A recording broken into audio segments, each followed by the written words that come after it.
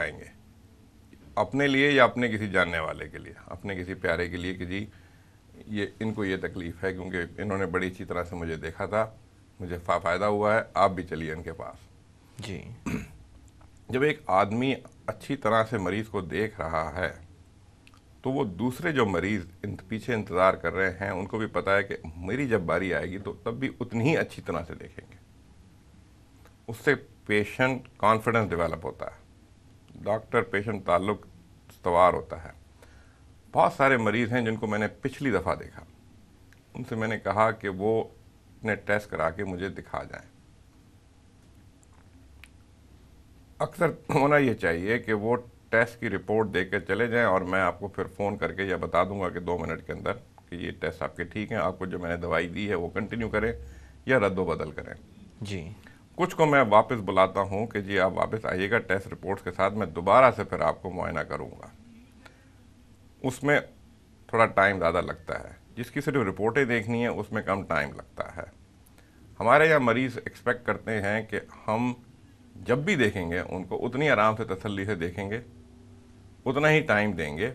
जी। और many of these patients वो जब रिपोर्टें दिखाने आते हैं या एक बताने के लिए आते हैं कि जी मैं बेहतर हूँ या नहीं हूँ, फिर वो फीस भी पे करना नहीं चाहते बिल्कुल। डॉक्टर्स की। हालांकि उस डॉक्टर जहाँ वो काम कर रहा है वहाँ फिक्स्ड उसके चार्जेस लगे हुए हैं जो उसने अस्पताल को देने हैं या जी। रेंट देना है। जी। मगर उसके एक वजह ये भी है, और जो एक और वजह, जब जब जब भी आप लाइन को तोड़ते हैं, डॉक्टर भी अगर तोड़ते हैं, तो मैं अपने मरीजों से कहता हूँ कि जी ये आप देख रहे हैं इनकी हालत ठीक नहीं है, अगर इजाज़त दें तो मैं इनको ज़रा पहले देख लूँ। बड़े आराम से सारे मरीज़ कह देते हैं कि जी ज़रूर इनको देखिए, इनकी खांसी बड़ी शदीद है, इनको सांस का मसला हो रहा है, सीने में दर्द हो रहा है। वो इतना बड़ा, उससे आप बाकी ताल्लुकात अपने पेशेंट से इस्टेब्लिश करते हैं और बेहतर कर लेते हैं।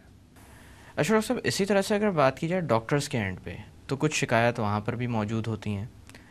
एक जो उसके अंदर ये है कि बेसब्रापन मरीज़ के एंड पर, कि मरीज़ मतलब उनको सब्र करना चाहिए, ये एक कमी होती है जो अक्सर डॉक्टर्स महसूस करते हैं। इसी तरह से दूसरी चीज़ ये कि जो भी आप एडवाइस करते हैं, जो भी आप नसीहत करते हैं, मरीज़ उसके ऊपर भरपूर तरह से अमल नहीं कर रहा होता, या ये होता है कि मैंने परहेज़ सही से नहीं किया, या ये होता है कि मैंने फ़लाने हकीम की भी दवा साथ में इस्तेमाल करना शुरू कर दी। ये कंप्लायंस ना होना, इसको किस तरह से बेहतर किया जा सकता है, और क्या डॉक्टर भी ख़ुद भी इसको बेहतर करने में एक मुस्बत किरदार रख सकता है? ये बहुत इम्पॉर्टेंट चीज़ है। ये इसी वजह से ये अदम एतमादी जो पैदा हुई है मरीज़ की और डॉक्टर के दरमियान, ये और बढ़ जाती है, या अगर ना सिर्फ ये पैदा बल्कि होती है अक्सर और मरीज़ बढ़ भी बताते जाती भी नहीं हैं, है। बताते ही नहीं हैं, बताते छुपा ही नहीं कि जाते वो हैं। छुपा जाते हैं ये सब चीज़ें, और यकीन नहीं करते। मैं आपको बता दूं कि जो हर्बल मेडिसिन आती हैं, यूनानी मेडिसिन, होम्योपैथिक या हकीम की दवाइयाँ, पहली मैं आपको बता दूं कि ये बहुत महंगी हैं। जी। अगर आप किसी चले जाएं किसी होम्योपैथ के पास या उनके पास, तो एक हफ्ते की दवाई जो है वो आपको तकरीबन उतनी की पड़ेगी जितनी हमारी मेडिसिन जो ब्लड प्रेशर की या शुगर की पूरे महीने की हैं। जी। ठीक है जी। और उसका कोई फ़ायदा हो या ना हो उसके बारे में बड़ी बहस है। कॉफ सिरप ऑर्डनरी हमारी जो हम जो प्रिस्क्राइब करते हैं वो 30-40-50 रुपए की आती हैं। वही होम्योपैथिक कॉफ सिरप जो आती हैं वो 400-500 रुपए की आती हैं। और आदमी ला महला हमारी दवाइयों की तरफ आता है कि फिर ये मसला ठीक हुआ नहीं है जी। तो इधर से इसको ठीक करना है। ये मैंने बहुत लोगों को देखा है यहाँ पाकिस्तान के अंदर। ये उसकी वजह से हमारे यहाँ जो डॉक्टर्स पेशेंट को समझाते हैं, अच्छी तरह से नुस्खे पे लिख देते हैं कि ये गोलियाँ, एक गोली सुबह शाम खानी है 5-7 दिन, और ये भी समझा देते हैं कि ये आपने खाने के बाद खानी है, खाने के बाद पीनी है।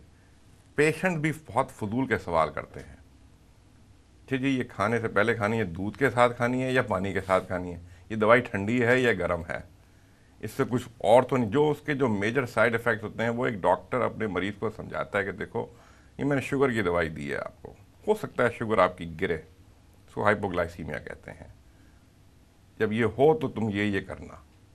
जी। अक्सर सुनते हैं, बहुत सारे नहीं भी सुनते हैं, और फिर जब प्रॉब्लम होती तो वो दवाई फ़ौरन छोड़ देते हैं। हमारे यहाँ लोग ब्लड प्रेशर की दवाई जब सर में दर्द या गर्दन में दर्द होता है तो उसके लिए लेते हैं। जी। जब दवाई ली, 2-4 दिन खाई, दर्द ठीक हो गया, छोड़ दी। उनको समझाओ भी कि ये डॉक्टर्स के ऊपर भी बहुत असर उस पर ज़रूरी है कि वो समझाएं कि ये ब्लड प्रेशर की दवाई अब आपने ताहयात खानी है, ये कोलेस्ट्रॉल की दवाई आपने ताहयात खानी है। नहीं खाओगे तो उसके मुज़र असरात हैं कि आपको हार्ट अटैक हो सकता है, आपको किडनी फेलियर हो सकता है, गुर्दे फेल हो सकते हैं, फालिज हो सकता है जी। ये तमाम चीज़ें हो सकती हैं। यानी सर दर्द का इंतज़ार ना करें, सर दर्द का इंतज़ार नहीं करना। लोग अक्सर जो हैं यहाँ पर दवाई 2-4 दिन, 5 दिन, 6 महीने, 4 महीने खा के छोड़ देते हैं कि जी मेरा ब्लड प्रेशर ठीक हो गया था, मेरा कोलेस्ट्रॉल ठीक हो गया था। इसमें हमारा डॉक्टर्स का भी कसूर है कि उन्होंने इस बात को जोर देकर नहीं समझाया कि ये दवाई सारी उम्र खानी है। मैं एक कार्डियोलॉजिस्ट के पास बैठा हुआ था, उन्होंने किसी मरीज को देख रहे थे, उन्होंने उनको कोलेस्ट्रॉल की दवाई दी। उन्होंने कहा ये 6 हफ्ते खाएं फिर मुझे बताइएगा।